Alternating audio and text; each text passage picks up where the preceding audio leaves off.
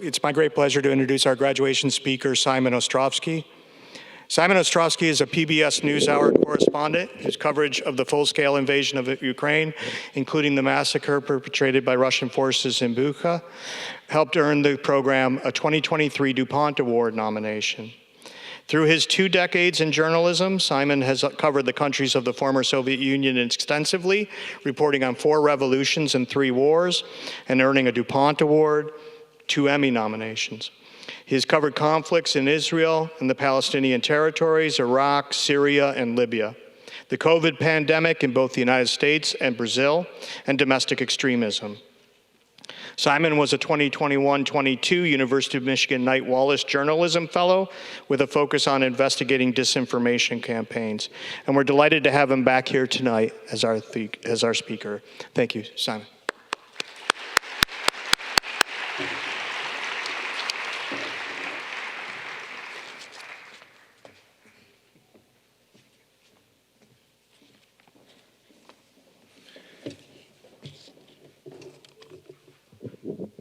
.9 grade point average. Really? Everyone?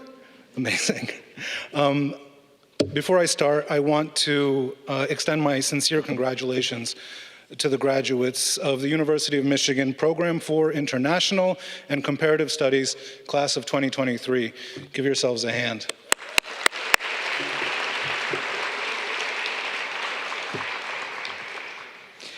Being invited to give a graduation speech was for me uniquely intimidating. It's an enormous honor and hugely flattering, and I'm humbled to be a small part of such a special event. But me, give advice? I didn't even graduate from college myself, and I have no idea what to say up here, and to be blunt, not sure why I'm standing here today. But that's not exactly true. My relationship with the University of Michigan goes back almost 35 years. I grew up in Northwood 4 in university housing, and both my mom and my stepdad were graduate instructors here and later lecturers, and in those days they were striking for healthcare during the summer, which we didn't have as a family when classes were in session. Last year I completed a Knight-Wallace fellowship here at the University of Michigan, and I suspect my presence might have something to do with my journalism work over the past couple of decades, and perhaps especially the fact that in 2014, in the course of that work, I was kidnapped by Russian militants and held in a basement in eastern Ukraine for 3 days.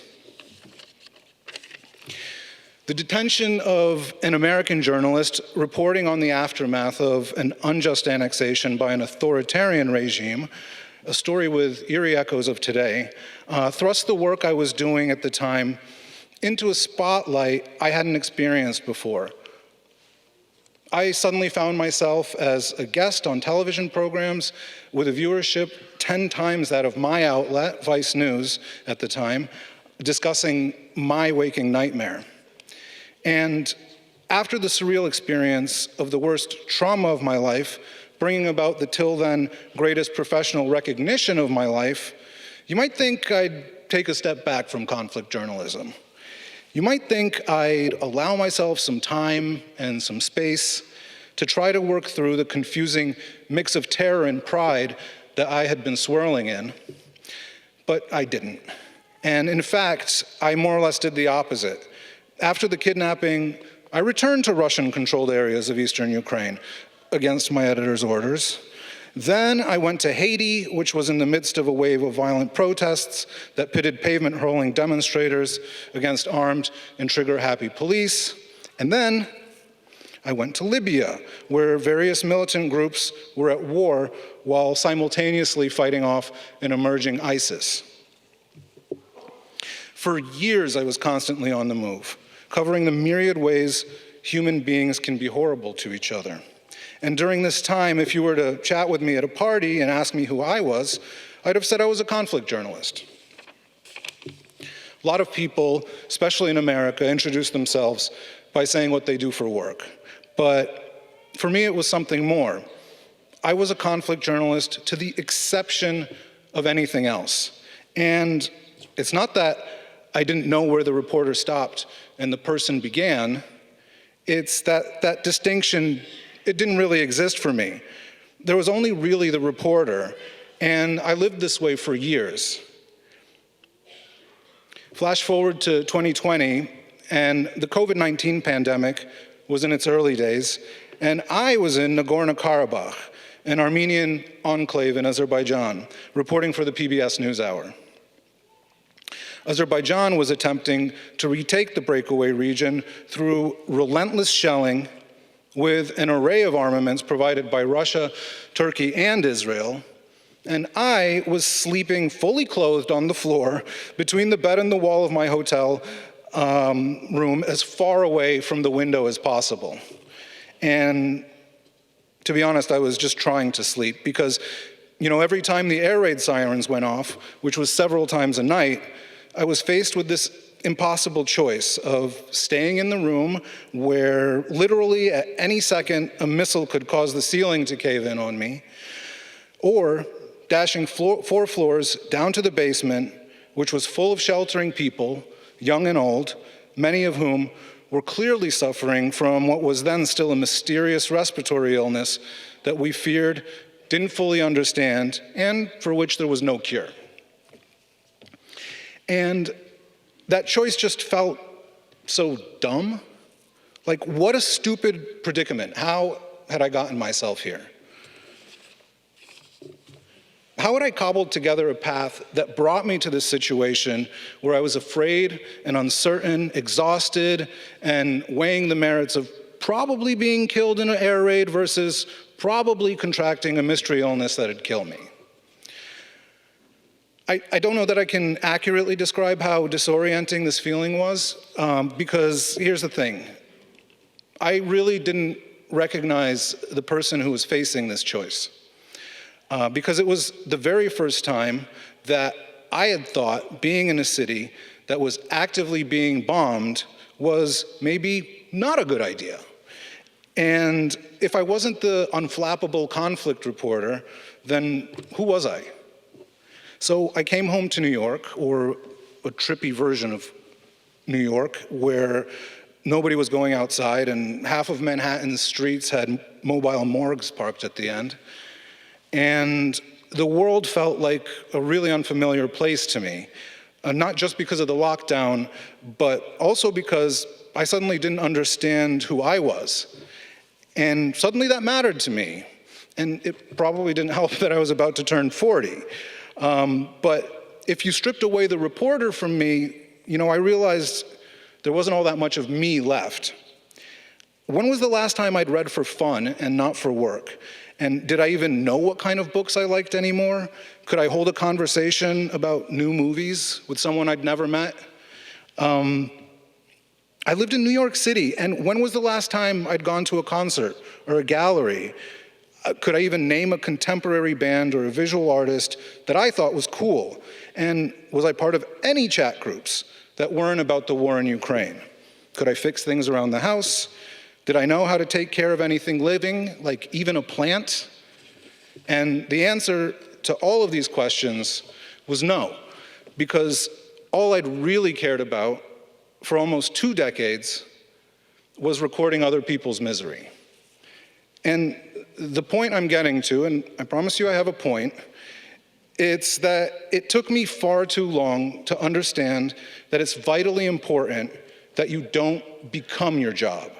In fact, being your job necessarily isn't enough. People who don't understand the distinction between their professional identities and their personal identities are doomed to someday find themselves asking, who am I? Got to be honest with you, being alone and adrift in New York was almost as hellish as being in Nagorno-Karabakh. I spent a miserable year trying to learn who I was, what I liked, and importantly, what I was going to do for work if it didn't involve active combat. This was the time when I applied for the journalism fellowship here at the University of Michigan, and it was such a godsend when I got accepted, because it allowed me to think about these things without having to worry about where my next paycheck was going to come from. And did some therapy, and candidly killed a lot of plants, but before I really felt like there was more to me than just a conflict reporter. So hello, nice to meet you. I'm Simon. I like Star Trek, I like houseplants and cooking, and I enjoy just hanging out without bombs whizzing past my head and my heart thumping in my ears. I hope it's clear that this advice isn't inconsistent with taking pride in your work. I remain quite proud of the work I was doing in 2014. And during the years that I was determined to report from the most dangerous corners of the earth. But I'm just as proud of the work I've done since, including the stories about less bloody topics. In fact, I think understanding myself as a person beyond the title of journalist has only made my work better. And when Russia launched its full-scale invasion of Ukraine last year, I knew I'd find myself back there. And I wanted to go. I felt I had a responsibility to go. But I was also anxious. I was anxious about inserting myself into totally avoidable mortal terror and worried about slipping back into the cycle of adrenaline dependency that made other aspects of my life seem so bland and boring just when I was starting to learn how to enjoy them. But I did things a little bit differently this time. I didn't rush in and try to be the first just for the sake of being first. I instead gingerly tiptoed around Ukraine's borders, covering the refugee exodus into Poland and Moldova. And I documented some really powerful stories of people who made huge sacrifices for the people who were fleeing from Ukraine. When Russia's first wave of attacks on central Ukraine began to falter, I was actually in a pretty good position to travel to the areas Russian troops had been beaten back from and to report on what they'd done during their brief but terrible occupation. And you know what? We ended up being the first American TV crew to get into Bucha because most everybody else was exhausted from covering the invasion itself.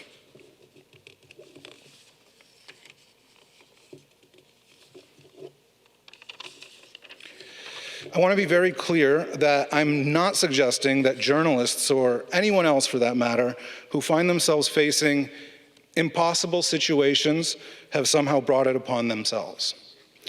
That trip to Libya in 2015, I made it with the incredibly talented cinematographer Brent Renaud, who last year was tragically killed just a couple of miles from Bucha.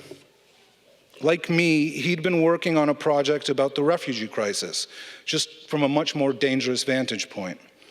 And of course, Evan Gershkovich, the Wall Street Journal correspondent, who's at this very moment in Lefortovo prison in Moscow. Certainly it's not his fault that he was arrested on fabricated espionage charges. In both cases, it's Russia that's at fault for putting them in harm's way. But here's what I'm trying to say. Many of you seated here tonight will soon be foreign correspondents or human rights defenders, or maybe even diplomats. And you may end up at think tanks or nonprofits or with an aid organization. What you don't need is for me to tell you to work hard to achieve those dreams. You've already proved you're a lot harder working than I am just by making it to this graduation ceremony. If there's any advice that I can impart, it's this. While you're out there trying to save the world, or just trying to make a living, remember to be friends to your friends, to be a kid for your parents, and a parent for your kids. But most important of all, be good to yourselves by occasionally going to a gallery or a gig, solving a crossword, reading a science fiction book just for fun and no other reason. These days, I feel like I know myself more, and I finally understand that that's an important thing. It took me a long time to come to the realization, and I have no doubt that I would have saved myself a lot of angst in my 30s if I'd known there was more to me than just my job. In short, in your quest to become somebody, don't forget to be yourselves. But hey, maybe you guys already knew that, and that's something that they teach in senior year, but I don't know anything about senior years, because I only made it to sophomore. But thank you, and congratulate yourselves one more time.